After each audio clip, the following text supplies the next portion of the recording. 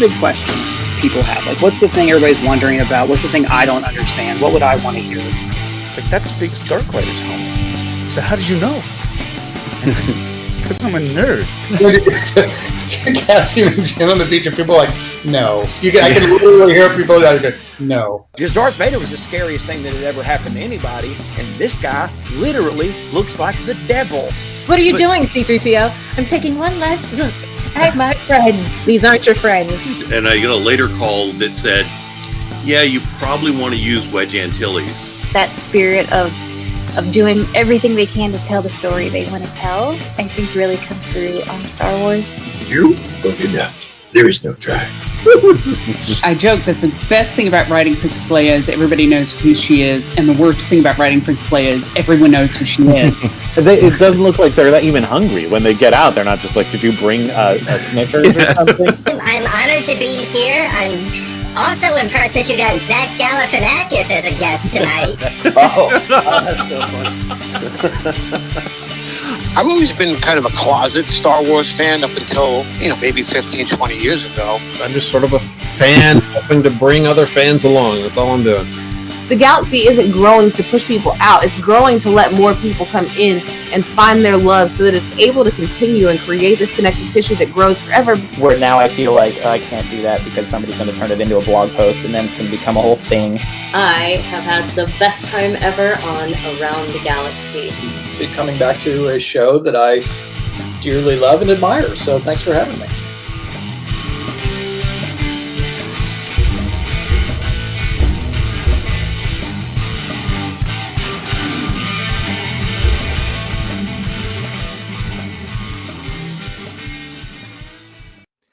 Well, welcome to Around the Galaxy, the Star Wars fan talk show. I'm your host, Pete Fletzer. Thank you so much for joining us. Normally, when we record Around the Galaxy, with a guest, it's normally a patron-only exclusive to be part of the recording, to be part of the conversation. But every couple months or so, we throw one out there, and we just broadcast it live. So I don't know who's joining us. I don't know how many people are joining us. We hope you have a good time, because tonight we have a guest who is a social media, I'm going to call him Phenomena, just to sort of boost his ego a little bit before he comes on. Guy's got 1.1 million followers on TikTok. You know him on Twitter and TikTok and everywhere as Maceahwindu, but he also goes by his real name, which is Josh. So let's bring in Josh, aka Maceahwindu.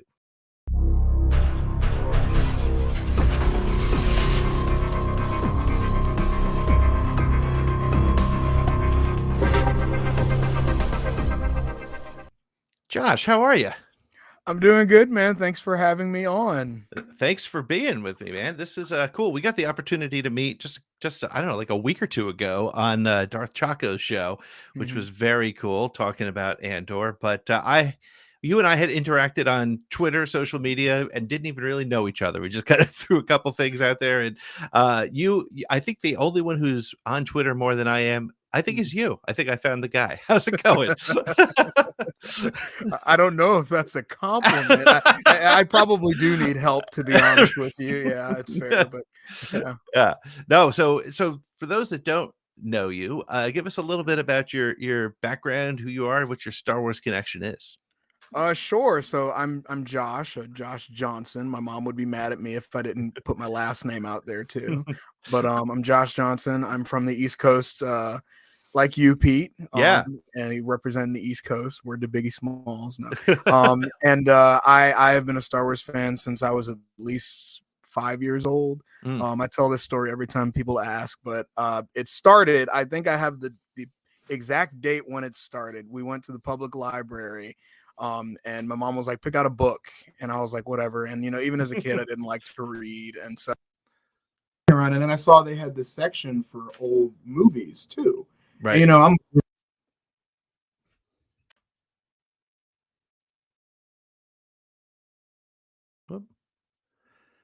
you seem to be muted. I don't know. Are you still there? I can't hear you. I can't hear you right now. Technical difficulties. That's strange. I wonder if it's just me. I don't think it's just me.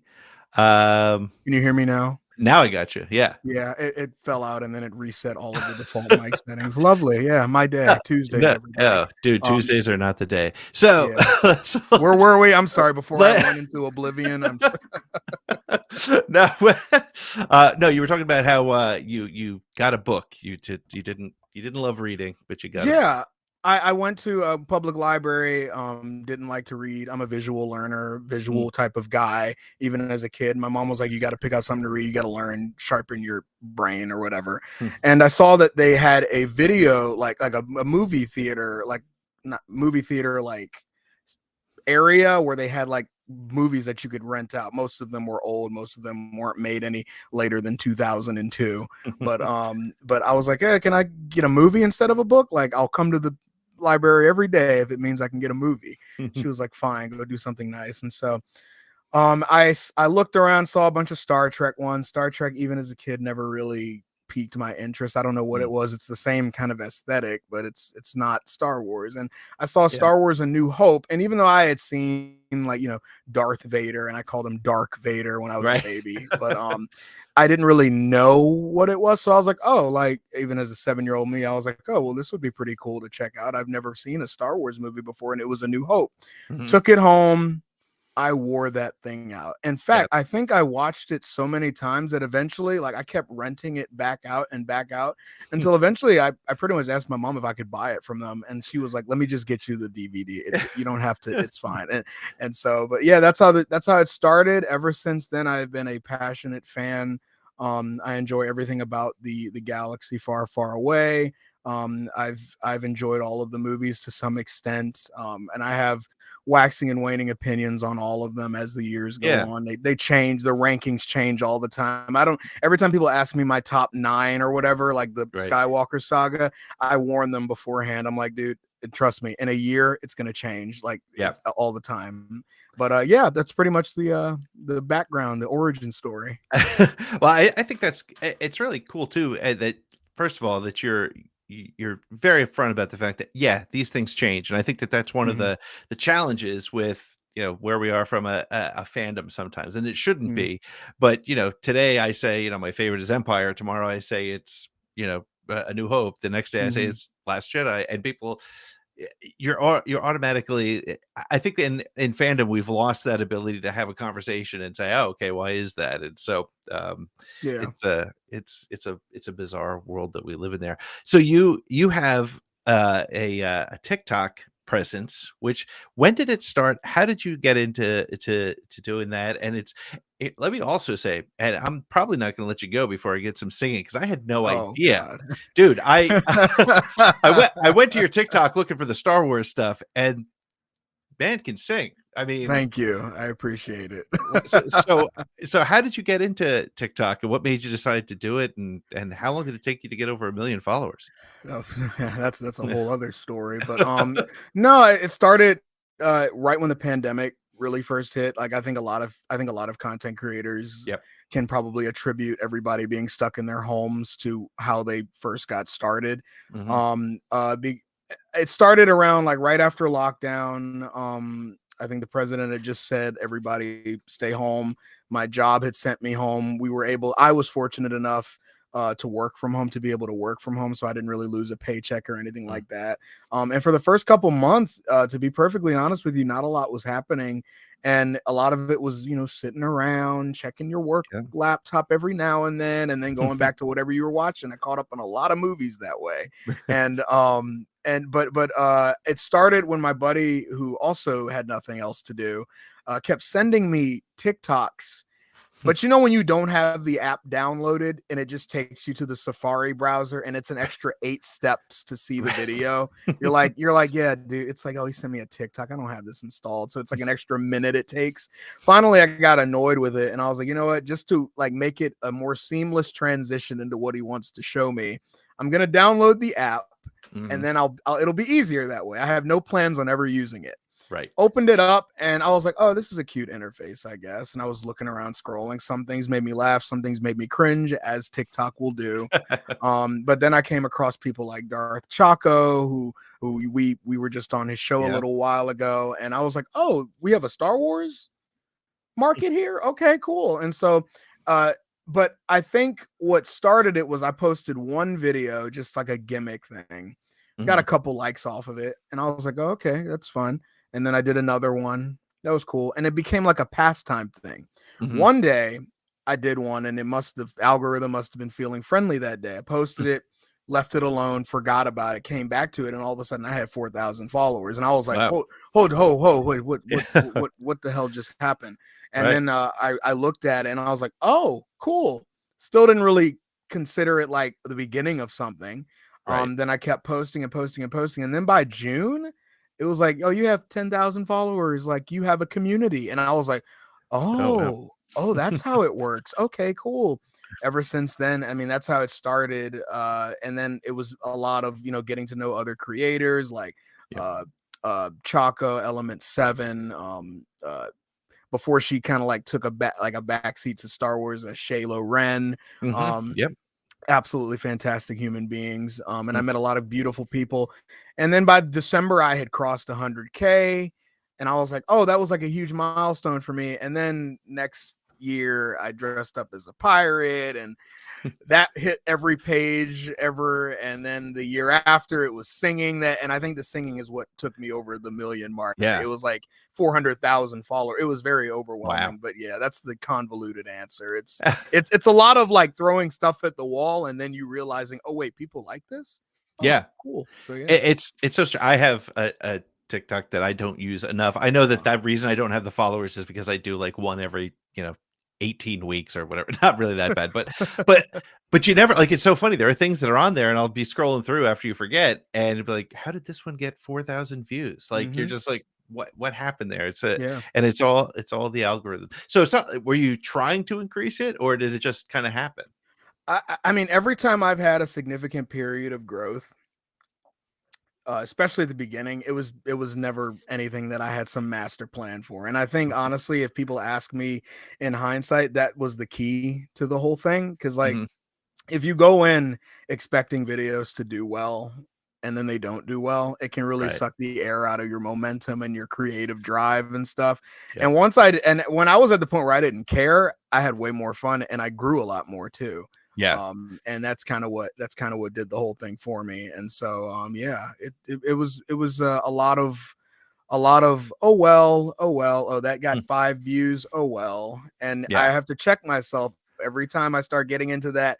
Why didn't this do that? I'm like, Josh, it's part of the process. Straw Hat Goofy told me, he said, look, man, there's seasons to this. And I was like, yeah, fair enough, I guess. So That's great. And it's mostly Star Wars and reactions and honestly, I think one of the things that's great about what I've seen with your stuff is it's coming from a very positive place. And again, it was interesting that you started by saying and kind of being very upfront about, my Star Wars opinions change all the time. And I think we've kind of lost the ability to have an opinion. Social media forces you to take a side sometimes. Do you see it that way at all? yeah, more or less. I agree with that.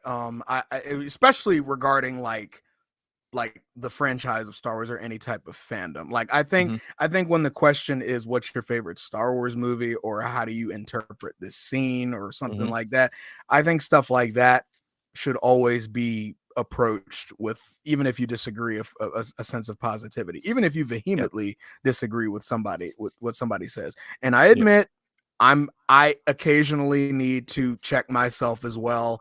When Mm. somebody says something that I vehemently disagree with, I always have to kind of tell myself, like, look, it might be that the person just straight up doesn't see it that way. And if that's the case, and if you want to have a discussion, there is a better way to do it aside from you piece of like stuff like that. And I have to check myself on it a lot because it's not only does it make it more of a constructive conversation, it also helps you, like you yourself, Right. like it allows you to approach things with a little more of an objective point of view. And you're like, okay, this is interesting. I like how we all come at this from different angles, and maybe we can find a nugget in each of our points of views and come up with a new perspective of it. Mm. I will say that I think the gold standard of positivity on Star Wars is probably Chaco.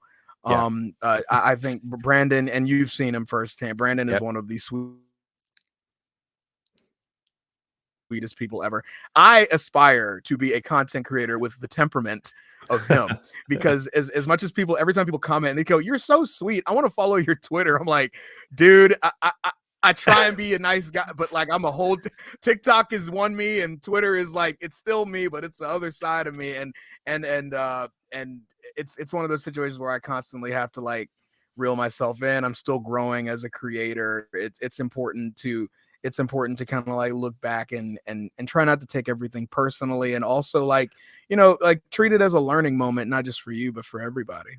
Yeah, that's a great way to look at it. And it is, I think Twitter versus even like YouTube. Like even if I get a negative comment on my YouTube video, I don't Mhm. I don't get my backup. I'm like, there's just somebody who's Right. watching and just not. But in Twitter, it's so immediate and it's so. I think because you're so limited by what you can fit in that space, even though there's Mhm. people who have their tapestry of whatever and they just keep Right. going. 22 22 linked or threads. I can't do it. Sorry, man. Right. It's not No, why I'm you here. But I feel wrong that. place for that stuff, I right? feel you. But yeah, I think it leads to a very different type of conversation. Um Mhm. so you've been a fan since you were a kid. What was your first movie theater experience with Star Wars? My dad swore up and down that he took me to see Revenge of the Sith in 2005. I have absolutely no memory of it. I was like, Dad, I'm gonna be real with you. The earliest I remember being in a movie theater was the SpongeBob movie that came out in 2004. And I would have remembered if I went to see Star Wars Episode 3 because Right. I thought SpongeBob was like pure cinema. So like I know Revenge of the Sith would have had me shaking walking out of that theater. So I don't Yeah. believe him. God rest his soul. But Mm. my first one that I remember was The Force Awakens. I was part of the Star Wars generation that grew up and cultivated our love through the Clone Wars. Mm. We were kind of like the intermediary, like, there were the prequel guys. Yep. Then it was like that like weird like what do you call it, purgatory period where we didn't know if they were ever going to make another Star Wars movie again. Yep. And then there was that Star Wars the Clone Wars era where we got to flesh out the Clone Wars, but the period between episodes 2 and 3.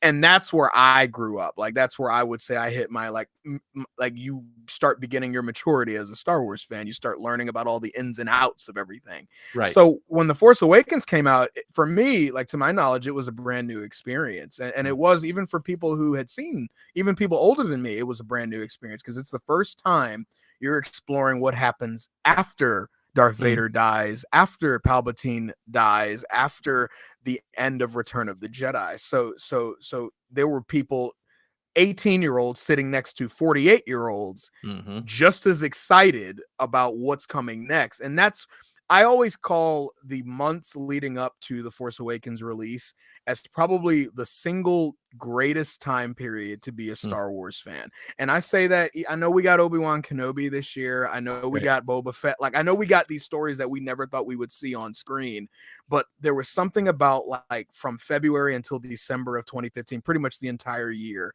that really like made everybody really excited. You could talk to the most cynical fan you've ever seen, Mhm. and they'd be like, "Oh my God, but I'm so excited for episode 7." Now, we had different hopes, we had different expectations, Sure. but we all shared that excitement. And I'll never forget, we went to the AMC theater, and it was back before they had like the assigned seat thing that they do now. Yep. So Yep. we all waited in this long ass line of about, I think, at least 600 people. And we got like the best seats in the house.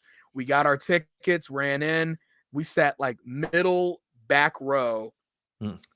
And I'll never forget when we see the A Long Time Ago in a Yep. galaxy far, far away. And I was like, it was like almost a religious experience because you see that all the time, but once you see that in the theater, it's like, oh my God. And then the classic band, Yep.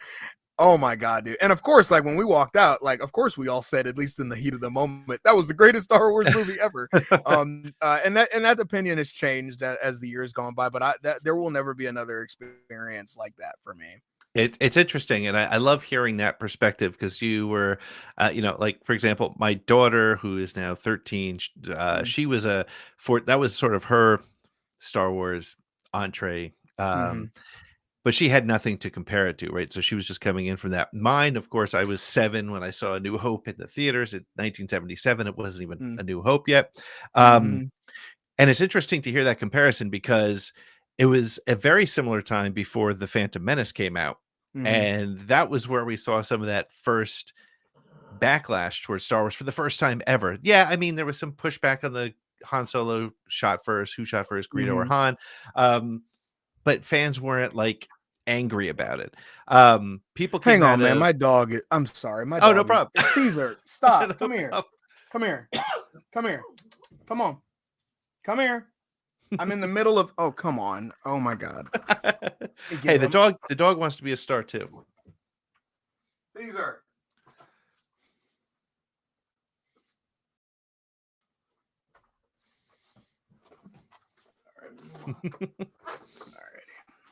The dog wants it. It's just not enough to be near you. The dog needs to be with you. Love it. He wants attention. That's All awesome. right. I'm sorry. I'm so sorry. Oh no, it's no problem. I was talking about how the reaction to this sort of gap in like this expectation versus what came out. And it's interesting that J.J. Abrams was able to essentially reboot Star Wars in a way that probably more readily accepted than George Lucas when he brought the Phantom Menace back to fans. Mm-hmm. I would agree with that. Yeah. Now, so what's your? I hate to ask the obligatory question about your Sure. favorites, but let's take a look at or talk about the entire sort of Disney era of Star Wars, if you will, because Sure. we're dealing with, in the last 10 years, obviously we've gotten new movies, but we're playing in television for the first time. What's your impression as a fan who grew up watching the videos of all the way up? I'm sure you watched the prequels to death as well, Clone Mhm. Wars. How do you feel about where Star Wars is right now? Is it in a good place? Is it oversaturation? Is it where does it go from here? Okay, so good question. I think that Star Wars is in the best position it could possibly be right now. I don't think, and people might disagree with this, but I don't think Star Wars can get oversaturated. I think it all comes from how you approach each project, the story that you tell. I know people can get tired of the original trilogy. I know people can get exhausted by like the idea of the prequels always getting covered recently. But I don't think it's possible to get oversaturated, specifically because I think Star Wars' DNA isn't all right. Go, stop, go. Come on. What are you doing? I think Star Wars is different than Marvel in the sense it has like a sort of DNA that's just simply different from Marvel. People can look at it and say like, oh, it's just like another Marvel thing. It's like, I don't know, man. Every time I turn on a new Star Wars project for the first time, I feel like I'm experiencing something magical again. You can call that corny, you can call that like cliche, but I don't believe that Marvel has that same bulletproof like effect of like, oh wow, every Marvel movie is absolutely, it gives me that feeling of being a kid again. It's like I don't get that feeling with every Marvel movie. I get that feeling even with some of the less than stellar Star Wars projects out there. There's always that sense of mystical, and I can always vibe with that. So I don't think it's possible for it to be oversaturated. Where I think it is, I think it's important that Disney Plus worked as well as it did. I'm glad that I will always be grateful to The Mandalorian for coming out when it did, because with the Rise of Skywalker and the less than stellar, ending that a lot of people understandably saw in the Rise of Skywalker, the conclusion to the sequel trilogy, The Mandalorian was like a good like place for people to fall back on.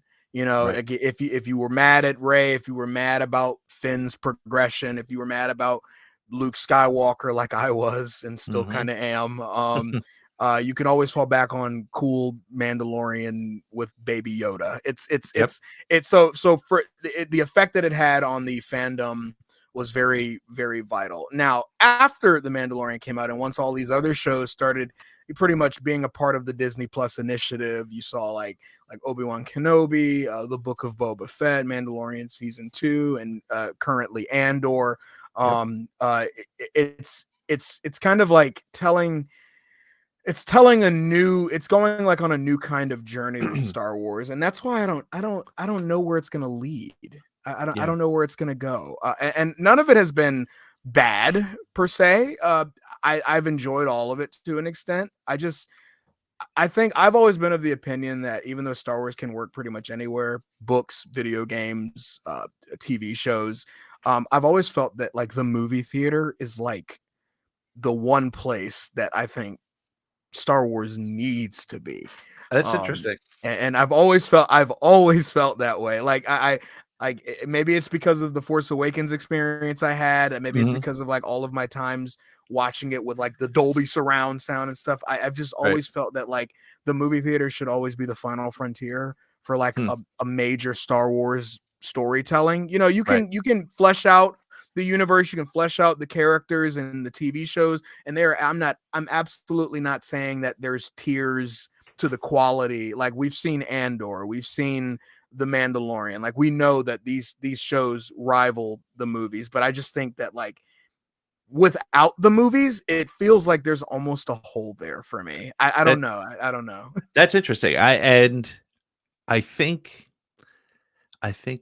a month and a half ago, 2 months ago, I would have probably disagreed with you a little bit more on that, because I feel like I feel like they're able to tell the stories really well here. However, I did go to see Rogue One when it came back in the theaters for that week or weekend or whatever it was. Yeah, it was like building up Andor. Yeah, I remember. And seeing a Star Wars film on full screen, well, especially in IMAX, just was like, it reminded you of what that experience is. And so, and then you take sort of the gritty, I hate to use the overused phrase, the gritty feel of Andor, but you take that, and, you know, we were talking on our other show, Streaming Star Wars. I haven't gone and watched any other Star Wars since this has started. I've just been sort of with Andor, but I wonder how I will look at the other shows, because there's a completely different feel to Kenobi and to the others. Have you engaged with any of the other Disney Plus Star Wars since it's come out? Now that you say that, I don't think I have either. I'll be honest with you. Now that you said it, I was like, fuck, sorry, I don't know if I can curse. I was like, damn, I was like, I don't think I have either. Like ever since Andor came out, it had a chokehold on it. I was like, and I remember, and I ran into it, and I didn't intend for this on Twitter, like with most things. I didn't intend for this on Twitter to contribute to like a bad faith criticism of other shows. I didn't mean for my praising of the quality for Andor to turn into a criticism of shows like The Mandalorian, Book of Boba Fett, nor the people's interest in those shows. But I remember when I walked out of the premiere, which I was blessed enough to go to for Andor, the first 3 episodes, I walked out and I was like, I don't know if this is because I got to see it on the big screen. I don't know if it was because of the glamour of being next to so many people I look up to. Right. But that was the single greatest Star Wars experience I think I've ever been a part of. And I think that should be the standard of filmmaking quality going forward. And I wasn't the only one that said that, so I don't want to place the blame entirely on me, but some people might have went a little more heavy into it. Like, oh, like why was Obi-Wan so poorly shot, and why was Book of Boba Fett so convoluted? And I think people kind of took that and they were like, well, why are you saying all these other shows are bad? And I was like, I'm really not. I'm just saying like Andor is really good. That's what I'm trying to say. I felt bad about it, but I was like, I'm sorry, man. That's how I feel about it. But I think it's funny because I think it's when a universe starts to get as big as the Star Wars universe is, and you were saying before about Marvel, and I'm with you 100%. I never miss a Marvel film in the theaters. I always go, but I don't think I've gone to see a Marvel movie more than once in the theaters. I see it, and then I'll consume it again multiple times at home with the family and things like that. And it's not because I'm like, nope, just once for me, or I didn't like it. It's just there's that there's a different pull, a different feel. So when you think Mhm. about the way, and I think part of that is because all the Marvel films have that same sort of feel and gloss and, you know, Yeah. saturation and of color and things like that. Exactly. Whereas I think what we're seeing now is obviously, you know, we could talk for weeks about Andor as the style and the way it's being put together. It's Mhm. much more like Rogue One, which is pretty amazing that they've Mhm. recaptured that. But then Yeah. and that's why I'm very curious to go back and watch Mandalorian or Book of Boba Fett and feel like, does this feel different? Mhm. And Obi-Wan, as great as I thought the story was, there were times where it felt claustrophobic. Again, Mhm. not this is not a dig on the story or the Right. production. It was a style choice. A lot of it is a Mhm. style choice.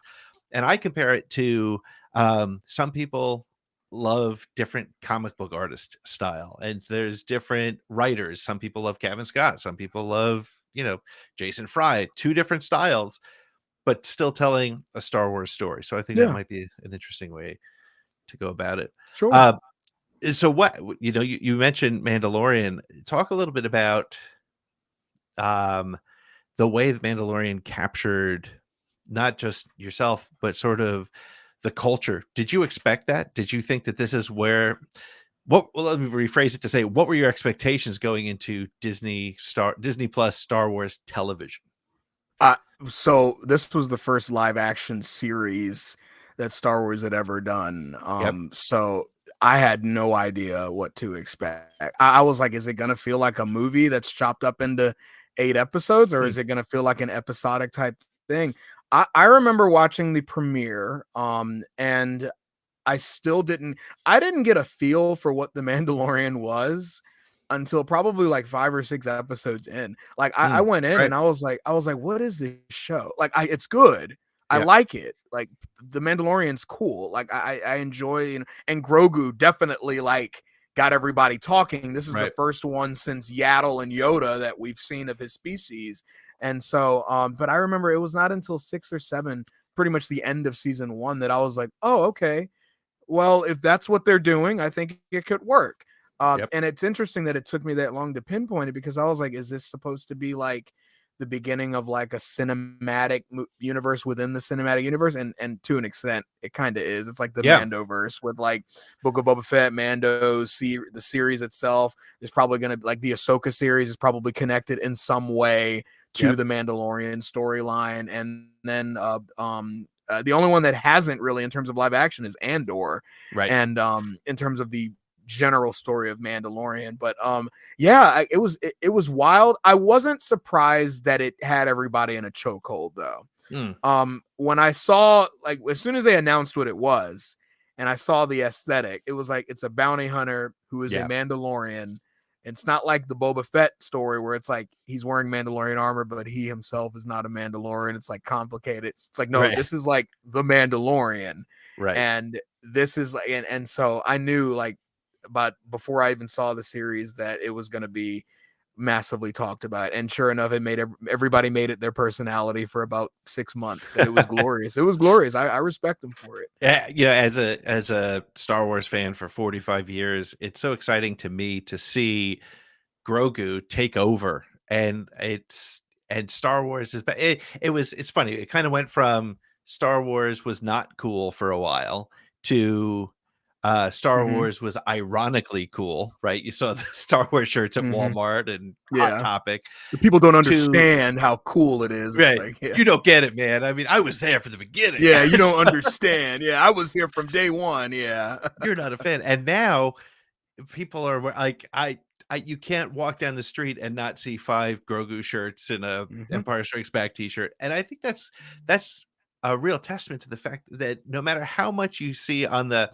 fringes of the not my Star Wars, Mhm. the fandom menace kind of approach, and the voices that are trying to shout, they can't shout down that middle average fan. And I talk a lot about that lately, is this sort of bell curve, right? You have the extremes like myself and you, who like, this is our online personality, this is what Right. we love, Right. and you have that bell curve, which is I always talk about my dad, my 75-year-old father, who's a Star Wars fan, who will pick up a Star Wars toy for my son because it looks cool. He knows Mhm. the story, but he's not like going to be like, well, actually, Bo-Katan didn't have that scratch on her armor until blah Right, blah. yeah.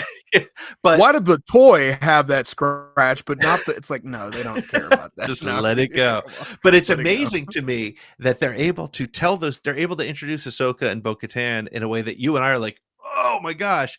Right. And that middle bolus of fans are just like, oh, that's a cool character. And Yeah, it cool. works. Who's that? Yeah, Yeah. yeah, for Yeah. sure. Yeah, they did that masterfully. And that's kind of the trick into introducing characters who may have already existed, but like will have both the masses and the hyper fixated fans go, "Oh, who's that?" Like Bo-Katan showing up, like instantly. It's like, oh, like for us, it's Bo-Katan. Yep. For the masses, it's like, oh, a female Mandalorian who's really cool. Like, who's that? Like, I've Right. never seen those before. Like, and so they managed to do like Ahsoka the same way. Like Yep. people who hadn't seen Ahsoka in the Clone Wars, and they see this really exotic looking Jedi Master, and you're like, oh, who's this? Like played by Yeah. Rosario Dawson. Like, who? What? Yeah. And Yeah. so like they managed to like balance that beautifully. Yeah. Yeah.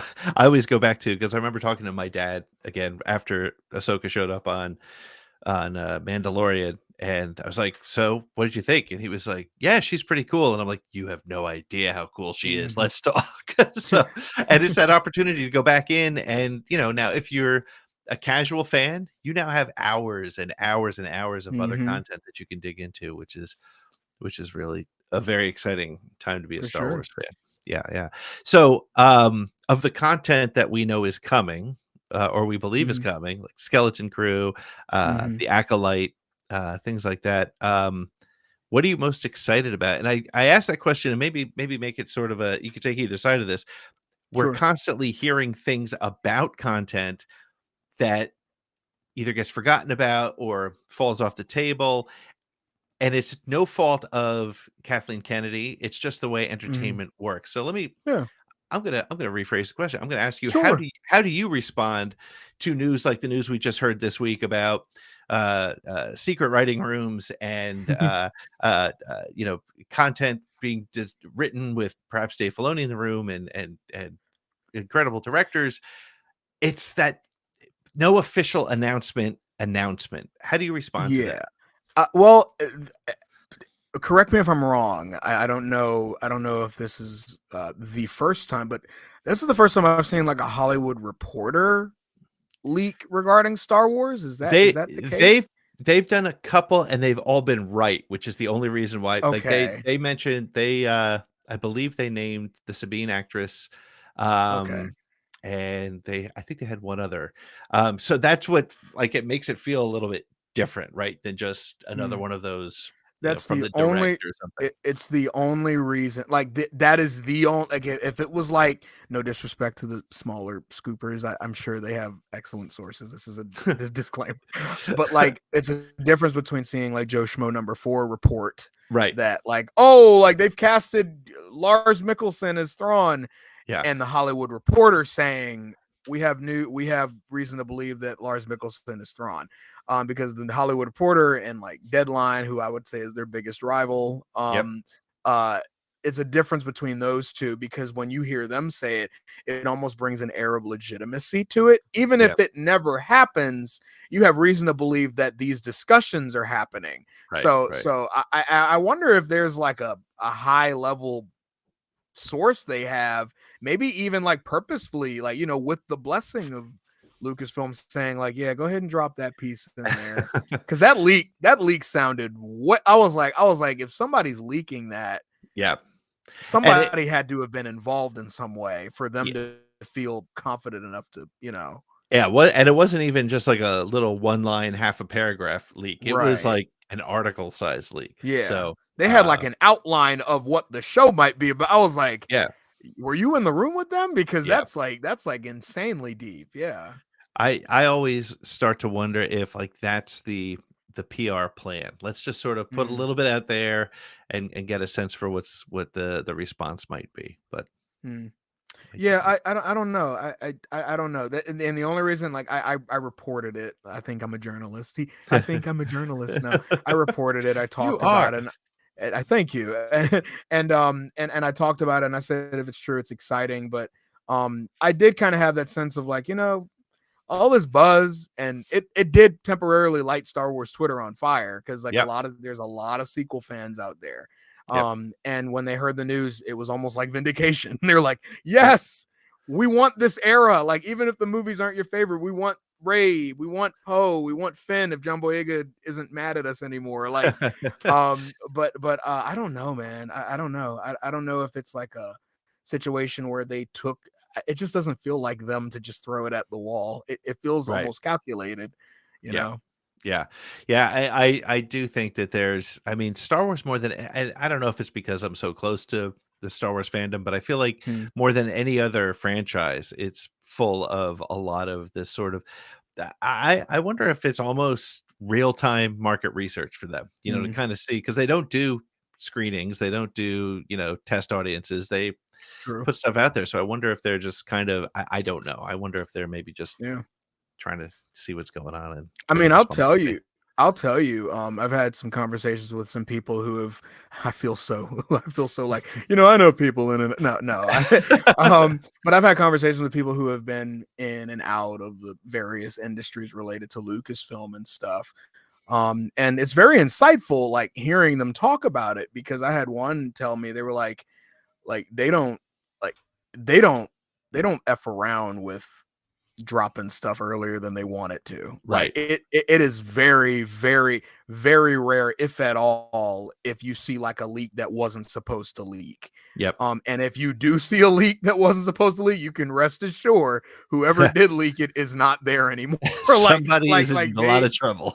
Yeah, like, I mean, even when I went to the premiere, like, getting an invitation, Yeah. it was like getting in there felt like you were getting into like the most top secret facility ever, and you were almost scared to go the wrong way, even with your invitation, because you're like, I feel like I'm about to get tackled by Mickey Mouse and it's gonna be over. And it's like but like, I respect it to an extent, because it's like, no, I mean, that's how you surprise people every week. Right. Like, we have no idea what's happening in Andor the rest of the season. They could have 5 or 6 big cameos that we have not heard a bit about. That's why with Star Wars leaks, the subreddit is so funny to me, because like there really aren't a lot of leaks regarding Right. like the movies. Like, there are leaks, there are people with scoops, Mhm. castings and stuff, but that's about all you'll get. You'll get cast lists and stuff.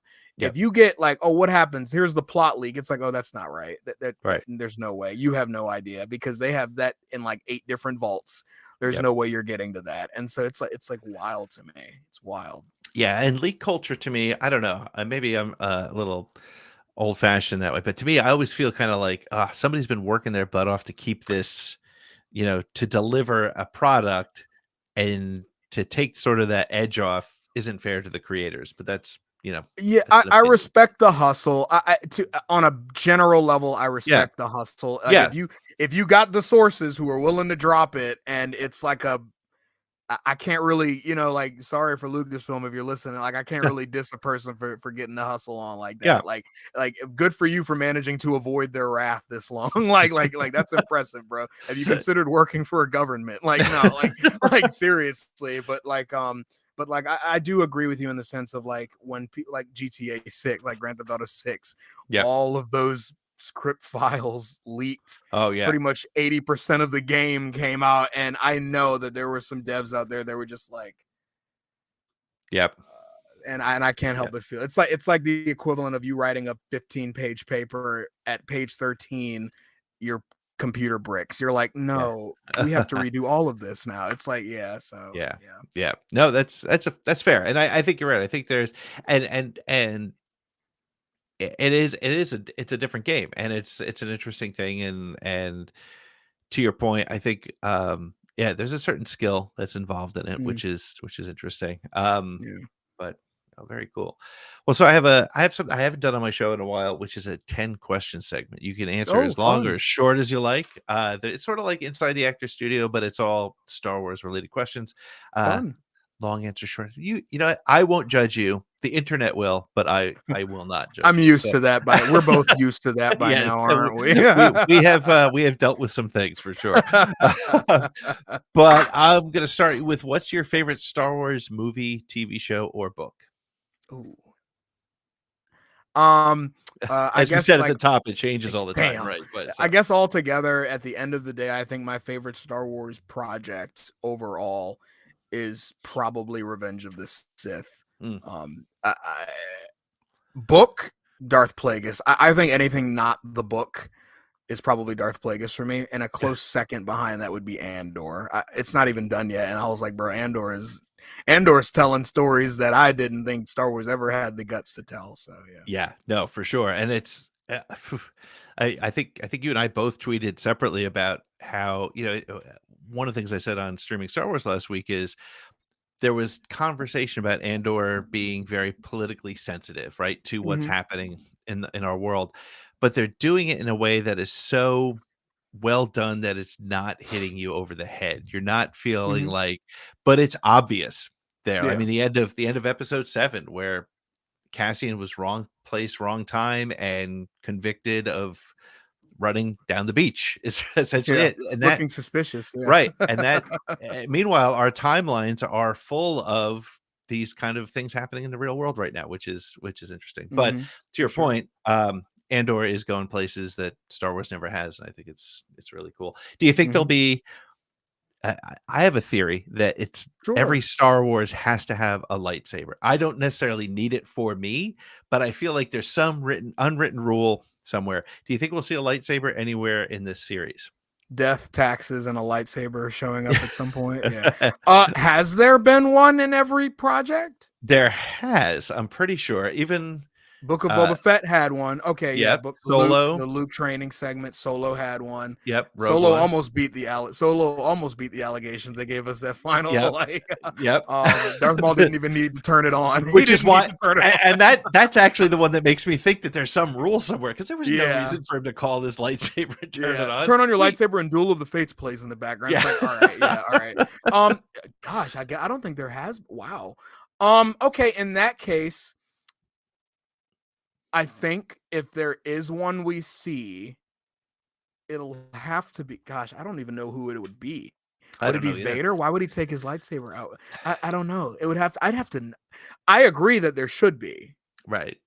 I just don't know where it's coming from. But it needs to be. It needs to be. Andor might be the one that doesn't do it. I would not be surprised. Like, Andor's done everything else differently in good in good ways, but like I would not be surprised if Tony Gilroy was like, nah, we're fine. It's like, yeah, it is a great show. Good, congrats. Yeah. Yeah. So something to think about. If there is a lightsaber that shows up, though, I'm gonna contact you immediately. Do it. Yeah. I knew it. I told you. I knew it was gonna happen. I don't know though. So the next question is: describe Star Wars in 3 words or less. Oh, okay. A spiritual experience. Oh, I like that. That's cool. Hey, that'll work from the That's Jedi cool. point of view. Yeah, like a spiritual experience. I don't know. That's cool. All right, I will take it. What's your favorite Star Wars sound effect? The TIE fighter. Yeah. Have you seen the little YouTube videos where it's just cut out, but it's just a guy screaming instead of the TIE fighter sound? It's they took the whole Millennium Falcon escape scene from the Death Star, and it's when Han Solo and Luke are on the little turret blasters. Yep. And he's like, fighters coming in, and then all you hear is a guy going, and I lost my mind. I was crying. That sound always does something to me, because every time I hear the legit sound, I think of the random guy that just goes, I'm just like, oh my God, absolutely hilarious. I'll take that. I love that. It's fun. It's hilarious. And, again, another W for Andor, taking TIE fighters, which were sort of, the easiest ship to shoot out of the sky, and making paper them mache. the most frightening thing we've ever seen. Which was one. Yeah. Crazy. When they were crossing, just one, it was like, oh no, it saw us. And I was like, how do you know it's you? I was like, oh my God, that is terrifying. It could have wiped all of them out if it felt like shooting. Like it was over.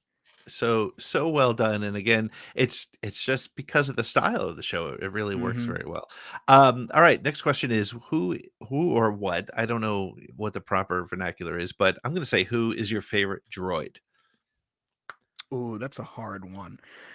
I think at the end, I love all of them. They all have this really sweet, like really awesome impact on me every time I see a new one. I gotta go with R2D2 though. Mm. I think I tweeted it the other day. I said every time I see R2D2, whether it be animated form, every time I read about him, like I have this like little kid feeling pop up in Mm. my soul where Yeah. I feel like a kid again, and I'm like, oh R2, like the Yeah. beep boop bop bop bop. It's like, oh my gosh, I love him. Like when he came out, I almost started crying when not when Luke came out because Luke's my favorite Star Wars character ever. Mhm. But when I saw R2 peek from behind him, I was like, that's what almost did it. I was like, oh, Yeah. R2, oh my god, I'm not ready. So yeah, Yeah. R2D2 probably. He's That- iconic. That's a good one. Yeah, yeah. R2 is he and 3PO were Star like I've told this before. Mhm. My first exposure to Star Wars before I even saw the movie was I got a t-shirt from my grandmother for my 7th birthday, which was a Star Mm. Wars t-shirt. And it had R2 and 3PO on it. I thought 3PO was a bad guy for some reason, but Mm. my image of R2 with the silver and blue dome is like burned into my brain. So Yeah. that's a great call. Yeah. Okay, what is your most unpopular Star Wars opinion? Oh, I almost got ran off of Twitter for this, but yeah, I almost did. I had my own mutuals coming after me. I was like, I'm sorry, but that's how I feel. My most unpopular opinion, and I know by analytic data, objective data, Data shows.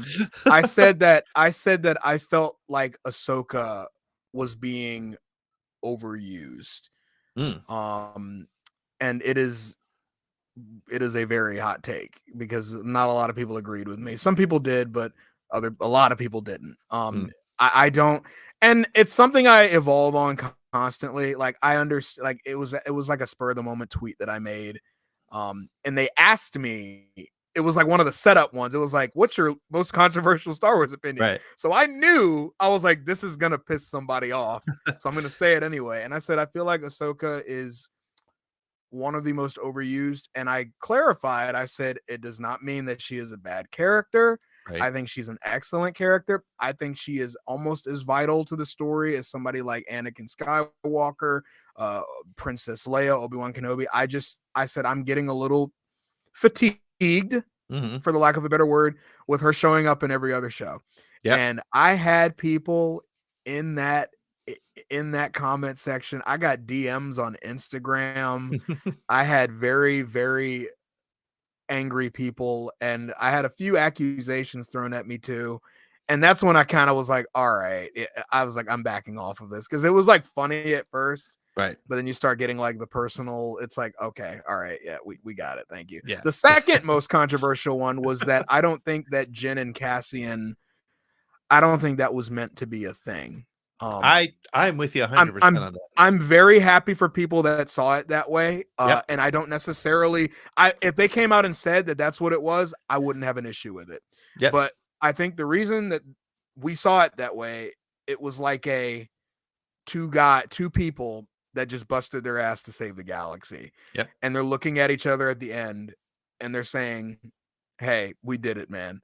Yep. I think that's just as powerful, in my opinion, as a kiss. Yep. And I remember I told one of my mutuals, I said, can I be honest with you? Because they said that this was like one of the most romantic, blah, blah, blah. And I said, I'm very happy that you feel that way. I can agree with some of it. I said, in my opinion, and call me like call me like a visual guy, a simple-minded thing to say, but I feel like if there was something romantic there, they would have actually kissed. I don't think they would have had the restraint to convey a true love situation and not had a kiss scene. Yep. They say like the longing look at each other in the elevator is what really did it. And again, I can see where they're coming from. Like they're staring at each other 2 inches from each other, like this close to each other.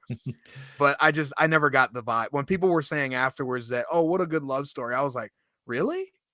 I didn't see that. Like I saw like after a long war, you're getting ready to die, and you're like, your dad would have been proud of you. Hey, thanks, man. And then you just get sent into oblivion, and they give each other a hug as like a form of camaraderie. But that was just me, and they didn't like that one either. And I think that's one of the really cool things too about where Star Wars is now, by having so much content and so many different people from different points of view and different walks of life watching it. The Raylo is a whole another related sort of thing. Oh God. I haven't how to even get said, ran off of social media.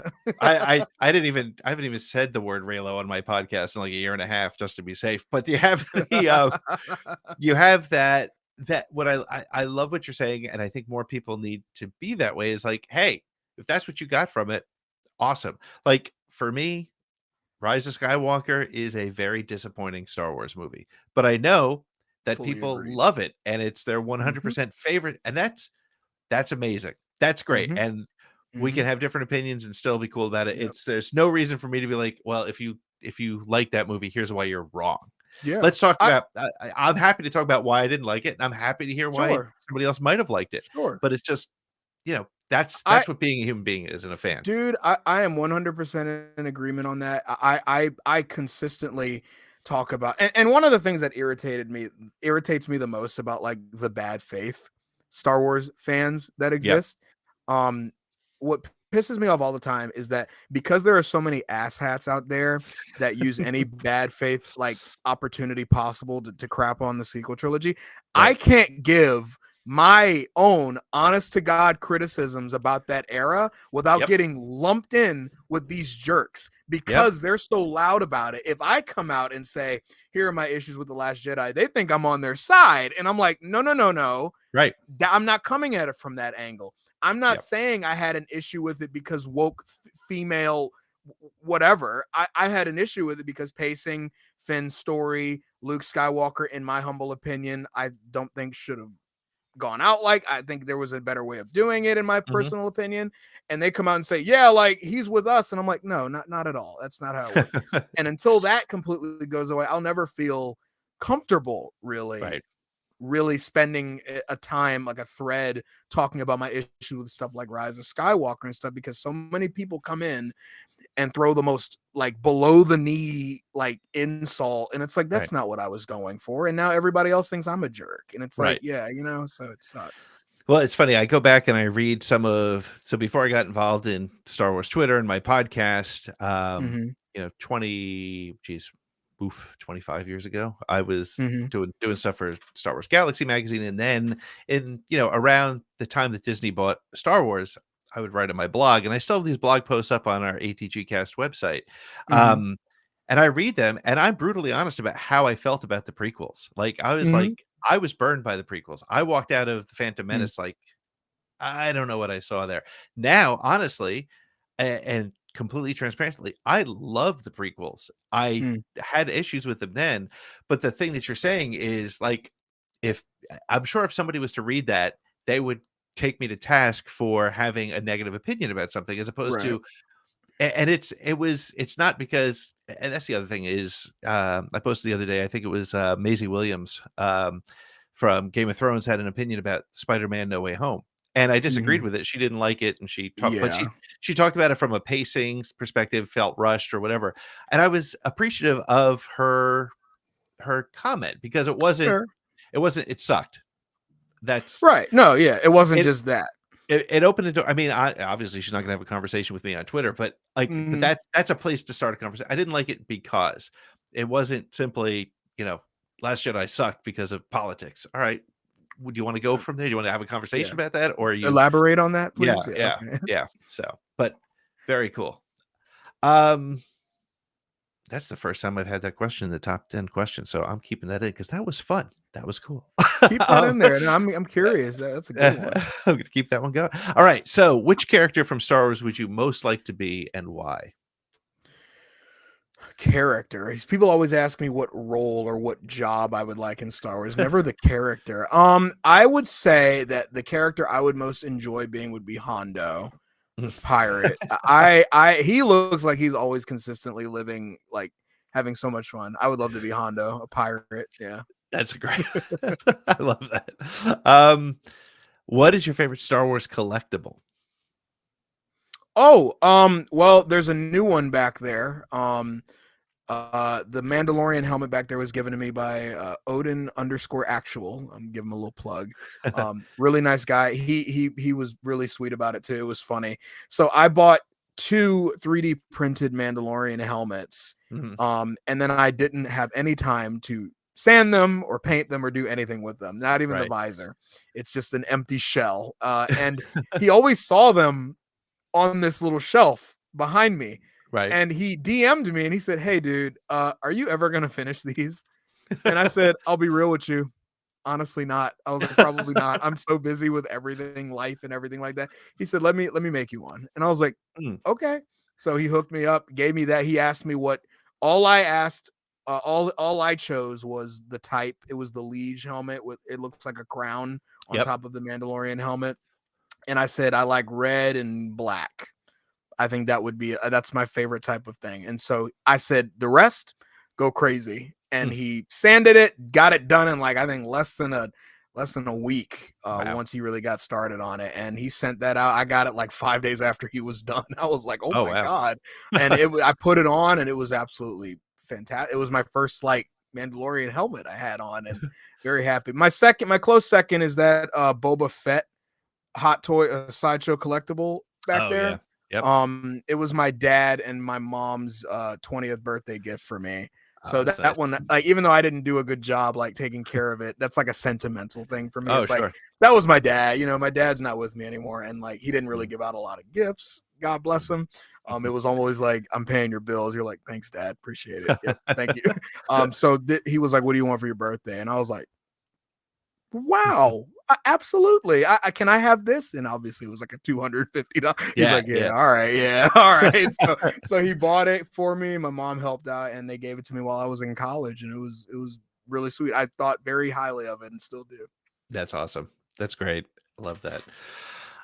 If you could own any spaceship or vehicle in the Star Wars universe, what would be your vehicle of choice? N1 Starfighter, the Naboo Starfighters. I love that. They look like Corvettes, bro. They're Yeah. like space Corvettes. I love them. When I saw it in season 2 of The Mandalorian, I was doing like the Leonardo DiCaprio meme where he's like, N1 Starfighter. Yeah. Oh my gosh, dude. I felt like a little kid. I loved it so much. I love the yellow paint. It just feels so cool. I didn't realize how much I missed that look until I saw Mando flying one, and it was great. And one of my favorite behind the scenes things is watching Doug Chang sitting in it doing the just sort of being able he's like literally flying this beautiful thing that he Yeah. designed. And yeah, and it's funny, again, back 25 years ago when the movie came out, the aesthetic was so different, and now Mhm. it's so Star Wars. It's like Yeah. it doesn't get more Yeah. Star Wars than an N1, which is really Yeah. cool. Yeah. Because I remember when he first flew it, he was like, "This isn't going fast." And I was like, "Yeah," because I remember I couldn't pinpoint. I said, "Why is it so jarring Mhm. seeing one in the air again? I just finished watching The Phantom Menace. Like, why is it so weird watching it?" And they're like, "Oh, you're not going fast enough." And I was like, "Wait, is that why it looks so weird? Because it's going slow?" And Yeah. when he sped up and went through the canyon, Beggar's Yeah. Canyon, I was like, Yep. "Oh my god, it's literally the N1 Star." I was like, "Oh my god." It's like watching an X-wing with the wings closed, and you're like, Yep. "Why does it feel so weird?" Oh, there it is. Yep, there we go. X-wing, here we go. So I had the same like, "Oh my god, it's doing the thing." Yeah, I love it. I love the N1 Starfighter. It's the most, and my cousin who doesn't watch Star Wars said it. So like it's always like the ones that don't watch it that drop Right. the gems. He was like, "That is a really expensive looking ship." And I said, "Yeah, it is. It doesn't it look?" And I'm looking at it from like a in lore. I was like, "Yeah, it does look like an expensive looking Yeah. ship, doesn't it?" He was like, "It just looks like way more expensive than every other ship I've seen." It's like it's wild. It looks like it's like $4 million or something. It's crazy. That's funny. It's a great observation too. And Yeah.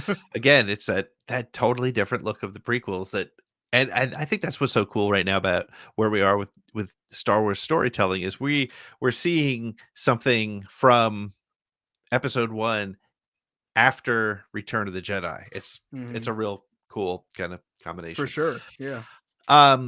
What is your favorite Star Wars moment? Ooh. Before I answer, do you have a favorite Star Wars line too on that questionnaire? It's actually the last question, which is the next one. Oh Yes. damn! I didn't mean to spoil it for you. But, No, that's all right. But, Hey, but didn't spoil it for me. I can knew it was answer coming. both. I can answer both of these because it's all like it's the same scene essentially. Awesome. It's the only it's the reason why Empire Strikes Back is such a close second for me in terms of the Skywalker saga ranking, because that moment alone is like, it's when Luke is on Bespin, and it's pretty much the beginning of their fight.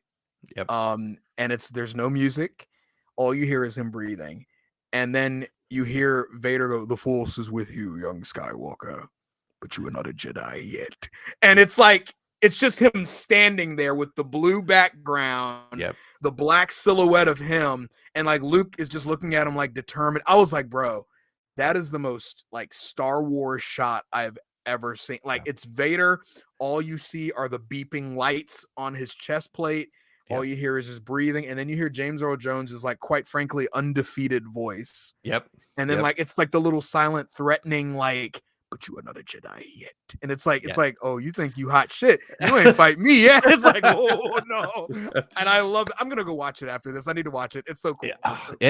It's funny. I was flipping through the channels a couple months ago, and TBS, which seems to run Star Wars every couple Always. months. That's their bread and butter. I'm sure they hold on to that Disney contract like a freaking, like, please don't let go. We'll pay you so much.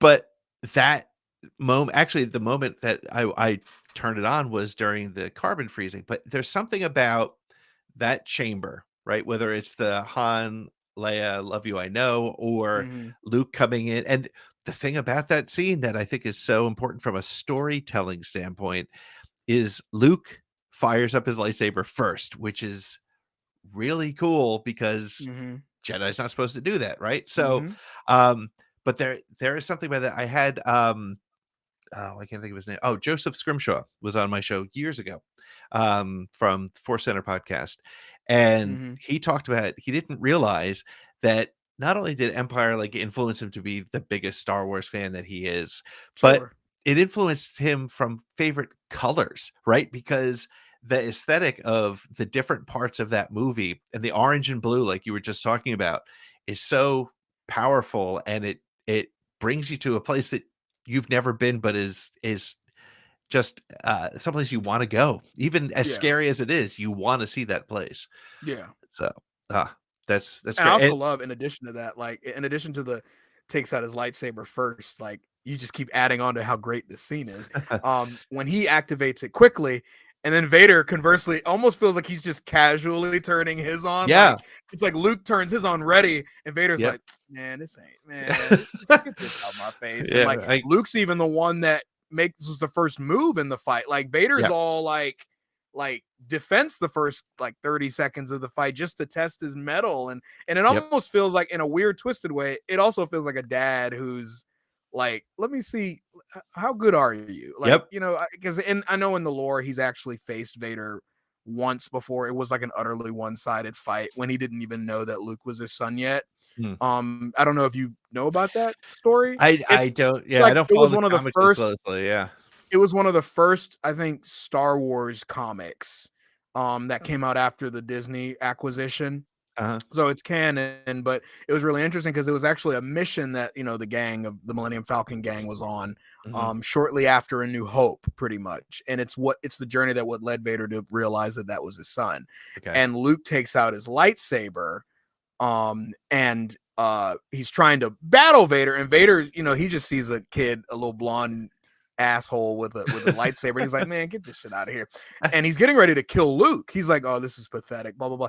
And he recognizes the lightsaber, and his first thing is like, where the fuck did you get this? So that's what tips him off, and then he gets obsessed with it, can't stop thinking about it. He hires Boba Fett to capture Luke. He fails, but Boba only gets his last name, Skywalker. And Vader immediately is like, Palpatine lied to me. He told me they were dead. He gets mad, and he's like, I have a son. And it's like a really great arc for him. But it was awesome how he sees, it's like he sees the first time he fights him, and then you see him fight again, and it's like, now I know who you are, and I want to see if I can, you know, it's really cool. Really cool. Yeah, I can say, as a father with a 10-year-old son, there are times, like, you know, we're out this weekend. I took my son's getting into basketball. We went out there, and I'm not a good basketball player, but I'm a 6 foot tall man against a 10-year-old boy, and Right, you're yeah, like, it's a little one-sided. yeah, but you're like, okay, you're like, you give enough space so that they can grow into where their level is. Sure. And to your point, that the way Vader just kind of was like, all right, let's do this. And it almost feels like the lightsaber comes on in slow motion, and it's just, man. And I love, and sorry to make it such a long-winded part of the question, but I love Empire Strikes Back so much. But I love how during the course of the fight, Vader is getting more and more aggressive. And it's kind of like, but it still feels like he's holding back, because we all know how powerful Anakin Skywalker and Darth Vader is. Like, and Luke, even though he takes a lot of that inherited strength from his father's latent force ability, so Luke isn't a slouch either in terms of his latent force ability. Right. We know that Vader, that entire fight was maybe going 65% right in the fight. And I always like the part where it's when right before Luke gets his hand cut off, he ends up getting a hit on Vader's shoulder pad, and it's almost like the consequences of Vader like holding back. And the moment he hits him, he's like, you know, cut off your hand. It's like, we're done. I'm done. We're done. We're done here. It's like when your kid starts like getting the upper hand on you, you're like, nope, flips you over. It's like, nope, you're done. We're done. Game over, man. Game over. Go to your room, do your homework. It's like, you're just mad because I hit you. It's like, yeah, well, whatever. Yeah, but I can make you leave the room and go to your have homework. final say. Yeah, I win. Yeah. That's right. That's great. Awesome. Well, Josh, this has been so much fun talking to you, getting to know you, and hanging out a bit. Where can people find you on social media and online? Sure. Well, I made it easier for all of you because I know it's hard to find people in this crazy social media world, but you can find me virtually on every major social media with the exception of Facebook. I'm still trying to figure out if I even want to be on Facebook again. At Maceahwindu, it's all the same one. The only exception is Instagram. It's still Maceahwindu, but it's _official. I'm in the process of like rebranding. Like I have a personal Instagram that I should have like kind of like said, like, I don't really want people to know my personal one where my cousins and all that other stuff are intertwined. It's like, nah, I kind of want like, present, like online presence, social media account. And if I even keep the personal one, it remains to be seen. But under Maceahwindu _official is the one that I suggest you follow, because the one that I currently have will not be there too much longer. Awesome. But you can find me in all those places, primarily TikTok, Twitter if you want the spicier opinions or me arguing with fascists. But but other than that, it's glad to be. Thank you for having me on. It was incredibly nice of you. Sorry I was a little late. Apologies for that. But no worries. This was an absolute. You guys have an awesome setup, by the way. I wanted to say it at the beginning. You guys have an awesome little setup. I like how you guys do it. I actually checked out one of your episodes in the lead up to it. You were talking about the most recent episode of Andor with you, Nick and Chris. And Chris. Yeah. Excellent conversation I had. Oh, thank you. That's every Friday night live on our YouTube channel. Yeah, plug. Yeah, please, by all means, plug. I'll plug myself. I could do it. But on your show. But dude, this was great. I really enjoyed this, and I look forward to talking to you again. Thank you. Appreciate it. Take care.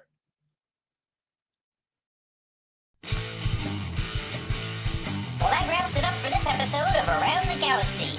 Thanks to our guest, and thank you for listening. Make sure to follow us on all your social media channels at ATGcast, and head on over to our website at atgcast.com for more information about the show, links to our merch, and find out about how you can support the show as an ATGcast patron. This show has been copyright 2022 Pete in the Seat Studios. May the Force be with you. Roger, Roger.